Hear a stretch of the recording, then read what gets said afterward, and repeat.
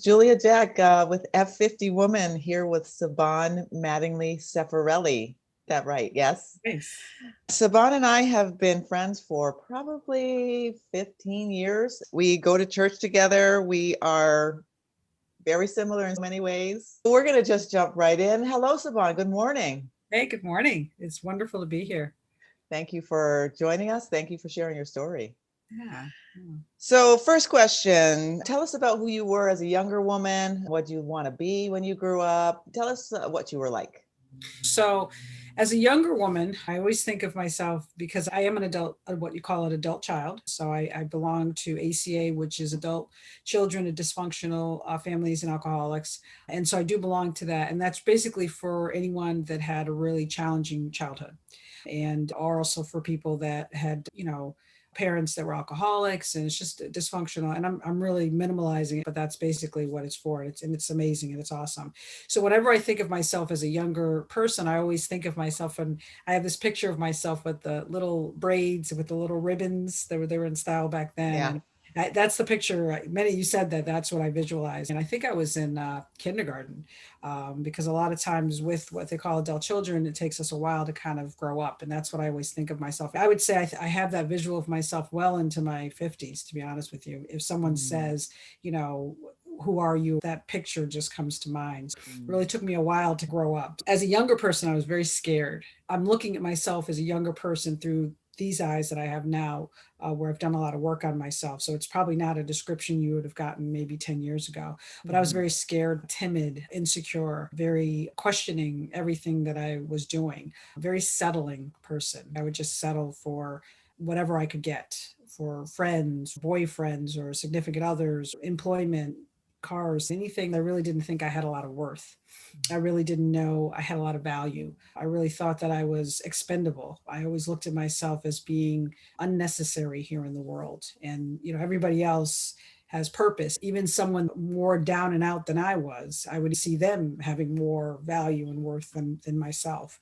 And so my childhood, young adulthood, and older adulthood was very challenging. All of it is very challenging.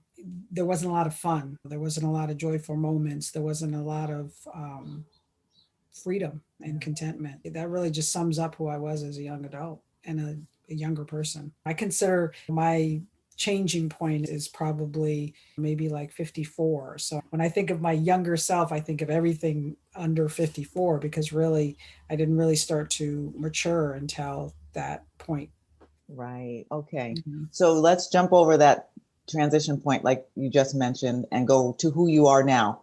Yeah. Past that transition point, tell us about Saban now.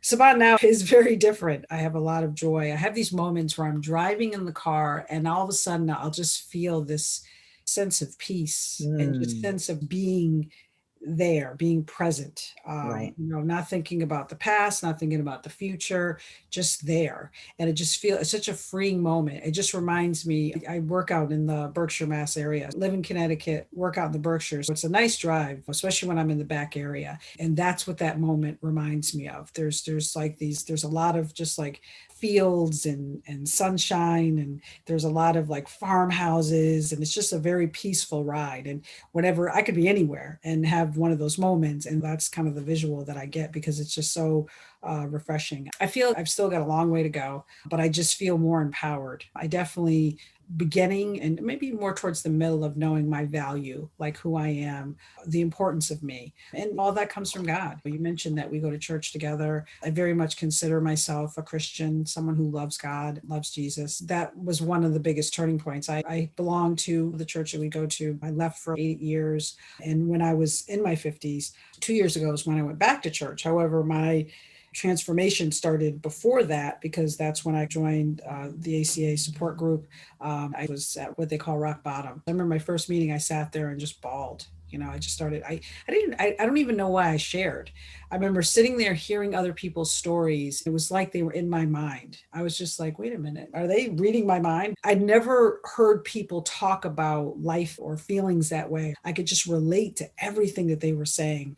It was an amazing moment for me because I really thought at that moment I was the only one in the world that was just a hot mess. And I don't even know why I shared, but I opened my mouth and then I just started crying. And it wasn't a pretty cry. It wasn't Yes. a pretty cry, but it was a very cleansing. It was just, Mhm. and I started going from there forward. And that brought me back to God because I had left the church and really, in essence, I had really left God. Sometimes people don't leave a church and they necessarily don't leave both. I had really turned my life back into what it was before I was following God and before I was in church.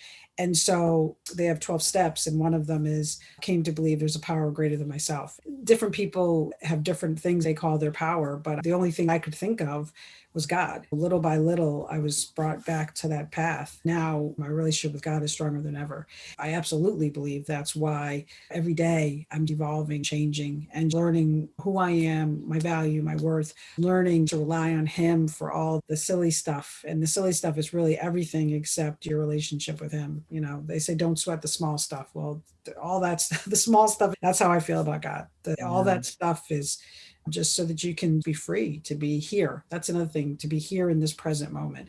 Before, I don't even know where I was. I've gone through depression. So a lot of times I was just in a fog. Who I am today is just someone that has some sense of clarity and strength, and just grateful for it. A grateful person too. Very grateful for what I have in my life. Really someone that loves their life. I was always looking at somebody else's life. Grocery Mhm. store with the 2.5 kids and the husband putting milk in the cart and holding the baby. And I'm like, ooh, how come I don't have that at work? The president of the company that comes in in her high heels and driving a Mercedes. How come I don't have that? Well, you know what?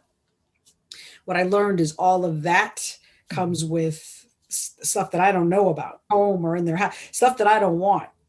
Maybe she has a smoking habit, and maybe he gambles, does stuff with strange women on the weekend. I don't know what's going on, but I know I don't want any of it. I don't want any of that stuff that I don't know about. I want me. I like me. I like my kids. I like my house. I like my car, my envy and jealousy. Those are tough ones for me. My insecurity that I had to work on, and my anger, my rage. I don't have a lot of that rage moments. And so, who I am, that's who I am today. I know it's long, but it's a lot. It's because that those questions, again, you could ask me those 10 years ago and I probably would have had like a 2-minute answer, or now Mm. it's kind of, it's, Right. Deeper. yeah, Yeah. much Yeah. deeper. Wow. Okay. So we felt that transition a little bit from who you were to post 54, and your peace. You mentioned peace and you mentioned being valued.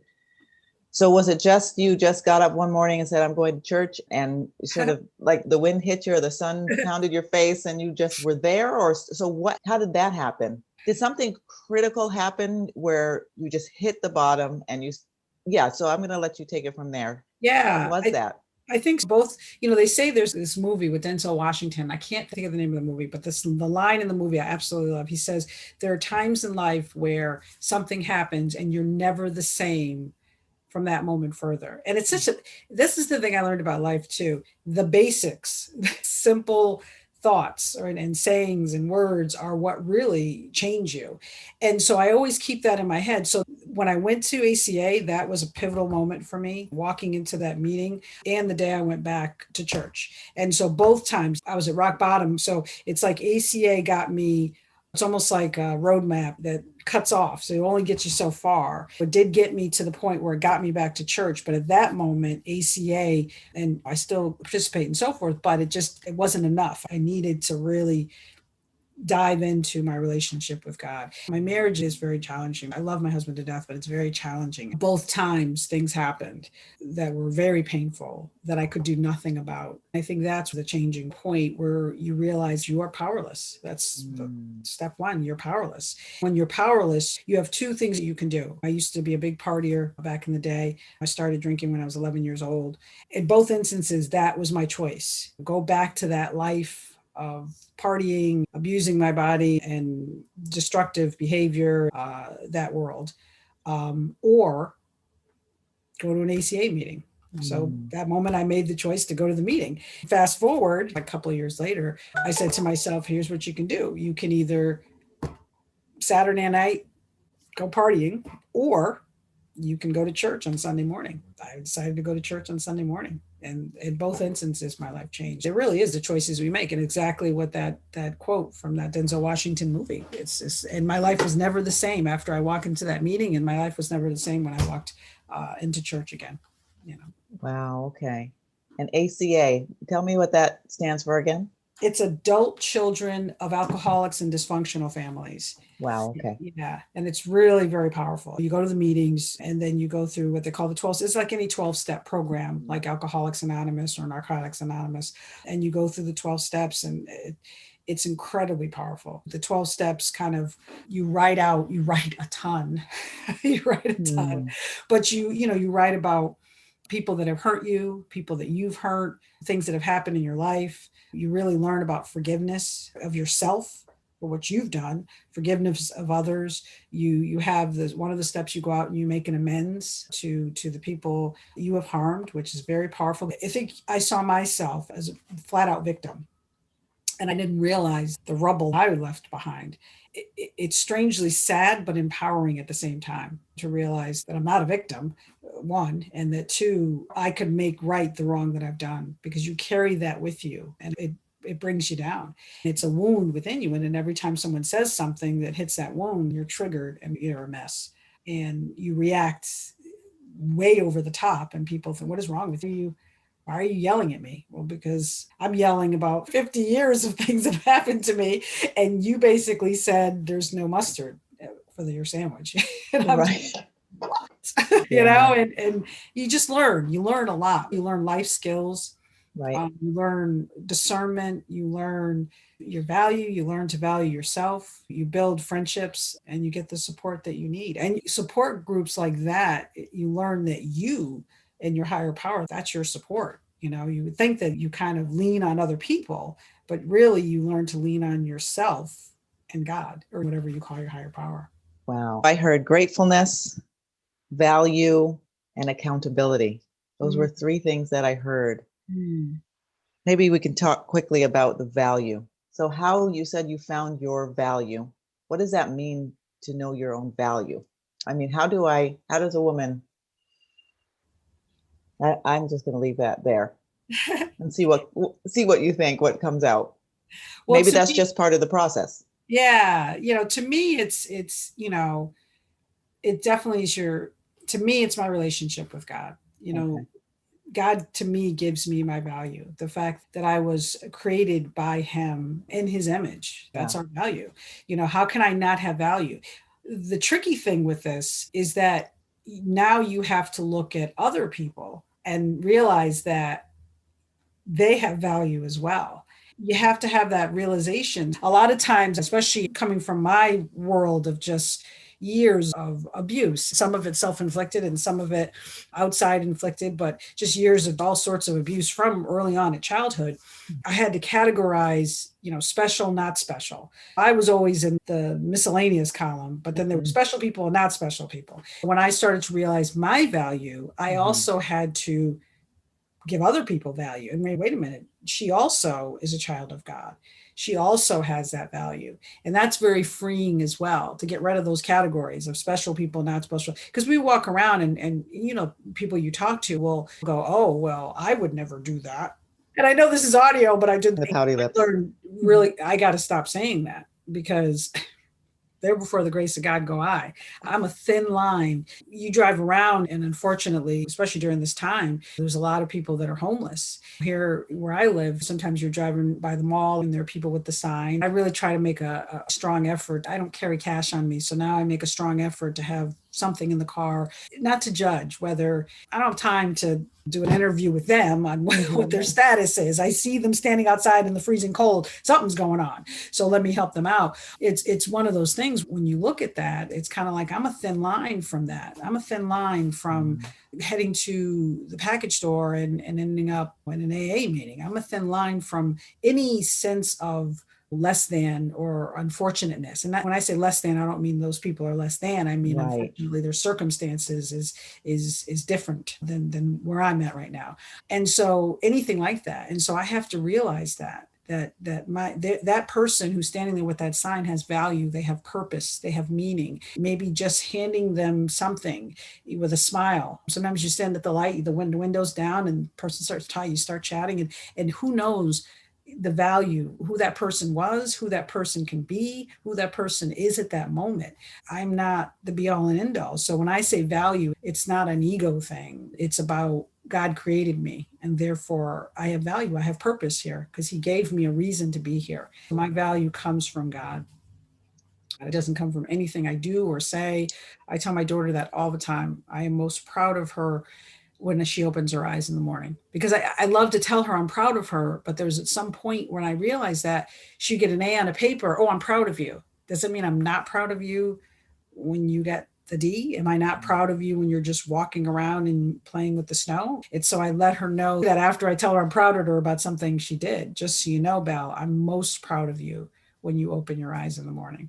That's it. You don't have to do anything. Just open your eyes. When she's a preteen now, so when she opens her eyes, sometimes it's not pretty. But I'm still proud of her. Oh, so when you went through this ACA Yes. program or your life transition, did you have a mentor? Was there someone who either helped to point you in the direction or helped you through even learning who you were, writing some of those letters you talked about?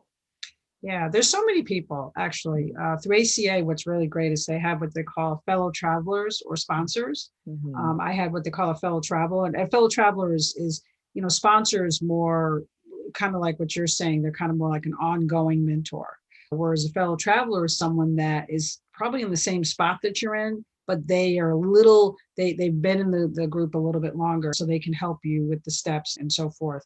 And so she sat with me every week, for hours, maybe sometimes 2 hours, sometimes an hour, just listening to me. I do the workbook. It's an intense amount of writing.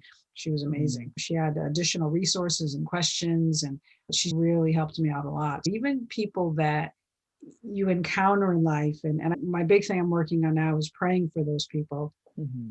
You watch people and you see what they're doing. You're like, oh, I don't want to be like that. You look at yourself, you hear yourself talking. You're like, oh, I don't. Almost you become you're a self mentor, or other people watching other people. Either their positives or negatives can become mentoring, most definitely. And then I got to put you on there, the amazing sisters and brothers in the church. They incredibly inspire me. It's just people in general. I have a wonderful woman at my job.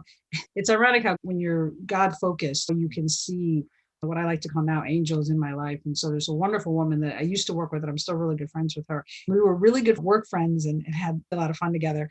Then come to find out, as we went deeper and started having lunch and more conversations, she belonged to ACA. Wow. It made sense why we just got each other, why we just, there was a synergy there. It was funny to find that out later. It was very refreshing because it was like, oh, that's why, oh, you're a Virgo. Oh, that's why we belong. It's like, it's like, oh, yes, I do.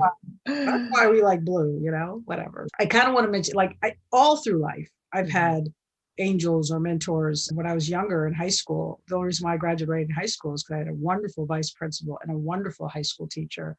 I was an issue in school, to say the least. But when I went back to school, it was a pivotal moment in my life when I went back to high school and decided to graduate. And I am very impulsive. So it was funny. I want to say that I sit there and ruminate on, oh, I should go back to school, or, oh, I should go to church, but I'm impulsive. I didn't sit and think about these things for hours. It's almost like they clicked and made sense. It was almost like my body just said, that's where you should go. So when I went back to school, it was the same thing. Those two people were, and I think about them sometimes and think about wanting them to be happy with what I've done with my life, because they really spent a lot of time helping me to become a young woman and see my value. They were almost like my parents. My parents did the best job that they could, most definitely. And I got a lot of value from them as well. Think about it as an anonymous mentor, how we can be mentors for people and you don't even know it.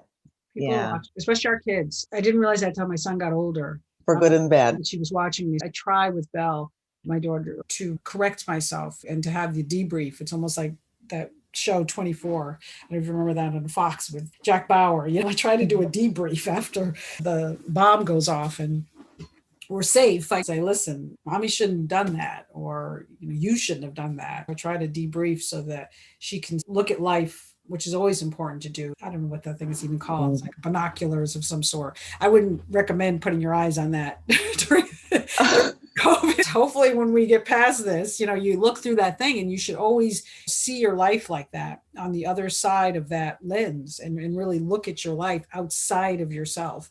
I think it's important because it's amazing what you will see if you really put your life under that microscope, so to speak, and not just live within your life. Really look at what you did in a situation and evaluate, because that will definitely give you growth. Right. Look at your life from the line, like you were saying, understanding that you're balancing a line between have and have not. Yep. And realize that we are also causers of some pain. We're not just the victim. Sometimes we are the aggressor, for the lack of a better word. Which is sober-minded. Very empowering, because when you realize that you create your life to a huge degree, you give yourself back. There's some things that are out of your control. You got to let those go. But the ones that are in your control are you. And so when you realize that you're part of the challenge, it's very empowering. It's very, again, it's a double, one of those things that double-edged. It's sad and it can be sad, but at the same time, it's very empowering to know that, I can help that. I can walk away. I can keep my mouth shut. I love keeping my mouth shut. That's a big one for me now. I don't have to say everything, although I talk a lot right now, but I'm talking about the negative stuff. I don't have to say everything. Right. I don't have to say very empowering. You're in control and you can decide. It's awesome to sit there and go, I don't have to say that. So what would be you're walking down the street, you see this young girl named Saban walking down the street, and you just can't help because you see that she needs something. What's the one piece of advice you would give her? I like that. I would, don't let other people define you. Don't give them that. Don't give them that, because they will rip you apart. Right. There's some safe places. There are some safe people, very few. And I will say this in defense of those people, including myself, because I can rip people apart as well. They're hurt people. That's it. Yes. So that's why you can't, not because they're terrible, it's just that, you cannot let other people define you. Do not let other people rent space in your head. Do not let people rent space in your head. Those are good ones. Very important. Yeah. So what's next for you? What's the next chapter look like? Yes. So much. I continue my journey with God, continue my relationship with God, getting to know God, just continuing that depth, continuing getting to know his children, making friends outside of my borders. I love meeting and talking to people that I would never talk to. It's so refreshing not to limit myself in that degree. Summing up my career, because I am at that age now where I only have, I think, 12 years of work. So finishing up my career, loving my family, raising my daughter, working on my marriage, because marriage is work. If you love the person, it's work. Sometimes it's good work. Sometimes it's sometimes you need a bonus. You need some, you need some better incentive, better health plan. Right. But giving back, we all have words of wisdom. The older we get, the better we get. This outside shell is definitely, it's definitely got its creaks and challenges, and needs some WD-40 sometimes on my knees. But what's inside my soul has so much to give. Think of Miss Jane Pittman. If you're listening to this show, you know who she is, so don't play. If you are, don't look over your shoulder like, you talking to me? You are 50, you know who Miss Jane Pittman is. Beautiful Miss Cecily Tyson. She just passed away this year. Amazing job. That movie, she was just full of wisdom. I mean, come on. That lady, she had it going on. I want to be Miss Jane Pittman. I want to be all kind of wrinkled up, needing some serious oil Olay on my face, my cane. And someone asked me, what should I do? And, Yeah. well, And then you flow. and The I want to get wisdom that flows. accent. I got to get that Southern accent, because when you get older, when you have that wisdom, you either have to have an English accent or a Southern accent. We're going to have to take a course. I wonder if they have a course on that. Well, Accents for older ladies. People are going to be, what? That's not wisdom. Nonsense. Yeah. All right. We're going to have to work on that, because neither of us have. I know. And I'm not even going to try, because people will be insulted. Well, we're going to be sitting on the patio in our chairs, just rocking away, right? No, we're going to be running. We're going to be running marathons. Well, some point we're going to be sitting in the chair. No. Okay, I'm still in denial of that. I'm not sitting in a chair. I'm going to be doing triathlons. And we've gone for the walk, maybe a triathlon. Maybe we sit in the chair. 6 o'clock, I'm sitting in the chair. I'm going to be, Julie, get over here. That's right. You remember when? Here. I think that's more like Beverly Hillbillies. Get over here. Sit down with me. Sit a spell. We got to come up with those things. Sit a spell, Yes. Yes. That's going to be interesting to see what that's like. We're still talking about this. Remember when? If we remember when. I know. Or our aide will be telling us, take your medicine. And our aide better be cool too. Come on. So I have a random question. This is just a random question, because this is one of the questions, my main questions in life, that before I die, I'm going to have the answer to it. And I'll write a book. Why do you feel evil spreads faster than love? Or do you even think that's true? I do. And I think it's harder to love. And I'll tell you, I know this because, again, I spent years until my son was born. When I was 28, my son was born, I learned what love was. The minute I looked over at him in that little see-through crib, which is bizarre, plexiglass or whatever, I saw him. Right, in the hospital. He's just blinking at me like, what in the world? I swear that's his face. I'm looking at his face this day. I know he was thinking, why? Why her? What's happening? Oh my goodness. And the minute I saw him, I was in love with him. I knew I needed to take care of this little boy. And I did the best I could. I wasn't perfect by no means, but I certainly, and it's harder. It's harder to love, even with my, I've been married 3 times. All 3 of my husbands I respect and appreciate. But my current husband, I have the deepest love for that I've ever had in my life.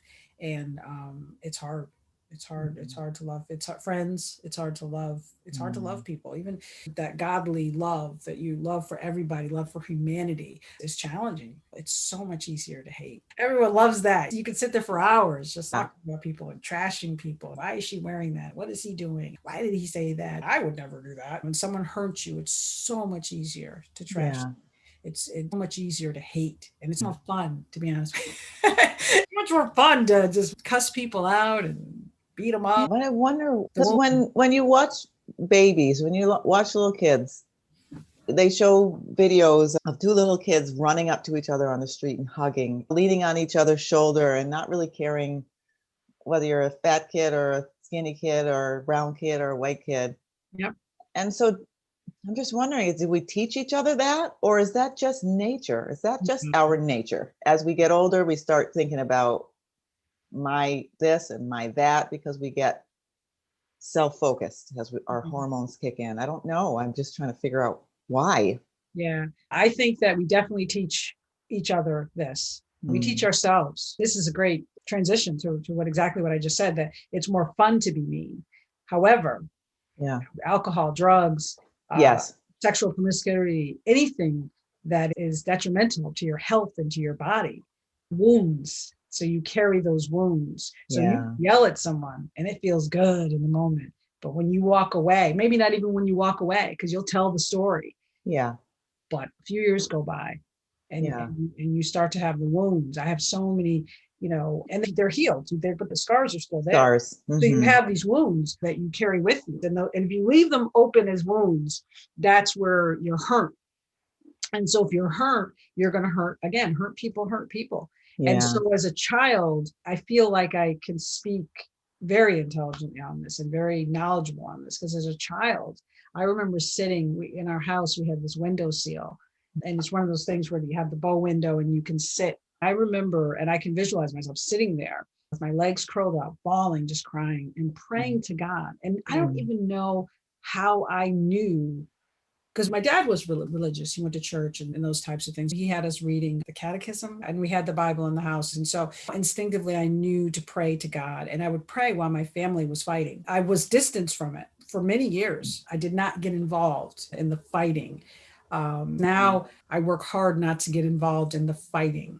I spend a lot of time crying and praying. So it's almost like I'm back to that person. But now I'm older, I have defense mechanisms. As a child, at some point, you get to a point where it's too much. And so you either you join, Right. And I Fight or flight. Yeah. You got to do something. Yeah. I dove in and I can rip someone apart in a heartbeat. I started fighting physically, mentally, emotionally, messing them up, whatever it is. It's definitely a learned behavior. You learn from others, you take in all the toxins, and then you produce it within yourself. You self-teach yourself. We all hate differently. So it's definitely learned behavior. This racial disparity in our country, that's a learned behavior. You see it on television. People that were incredibly prejudiced have turned around and now love all people because it's a learned behavior. Change is hard. It's a full-time job.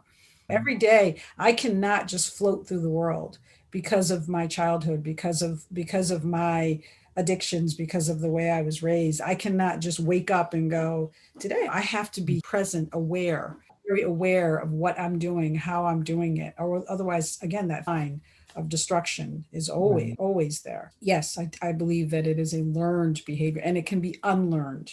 Prejudice, hate, all of that can be unlearned. There are people in prison right now. I have a really good friend of mine that has her brothers in jail, and he found God in jail. He's in for a while. And his thoughts right now are not about how he's in there for a while. His thoughts are about, how can I reach out to the outside world? How can I start a ministry? How he's sad because he can't spread the gospel enough. We have our own self-imposed prisons. This guy's in prison, and he's thinking about, how can I spread the gospel? I'm not in prison. And I was walking around a few years back thinking about whatever. How can I self-fulfill myself today?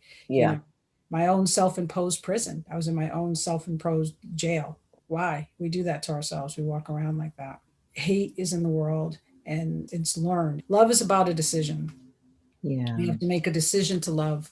And that's what I didn't understand. I didn't understand that love is a decision. Hate is a trigger response. Hate, jealousy, envy, anger, all that stuff is our instant response.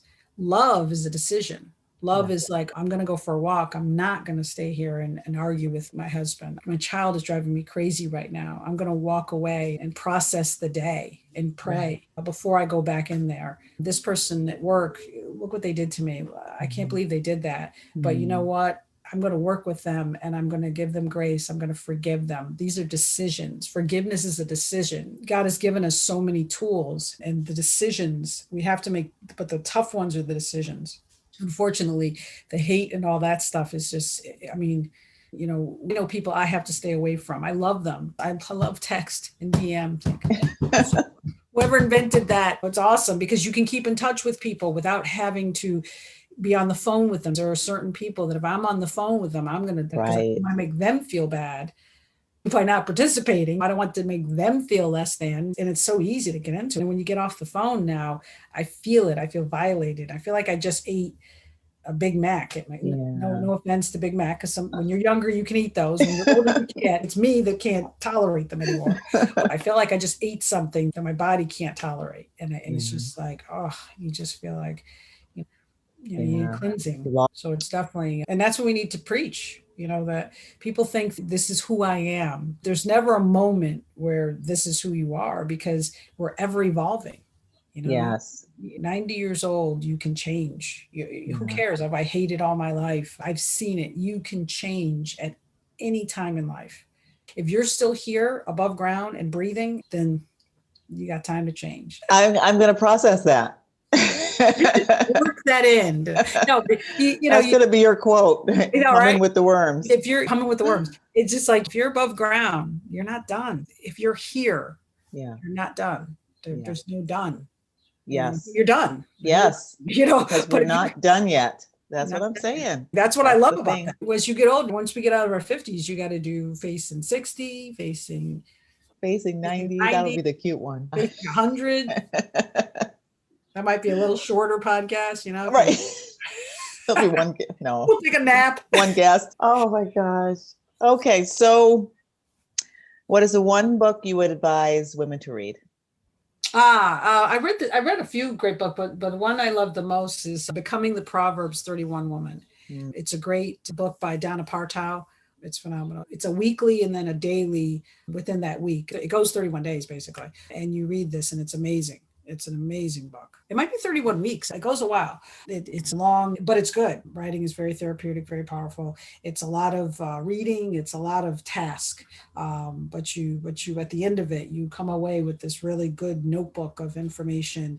And again, more cleansing, a lot more cleansing. And it's an interesting, that proverb is very helpful. It's life-changing. And what is the one thing that you can't miss doing every day? Praying. Definitely praying. Okay. You have to, you definitely got to hit your knees. I call her a sage, very wise woman. I absolutely love her. She's in your face. I told her, I pray every day. She goes, but do you pray on your knees?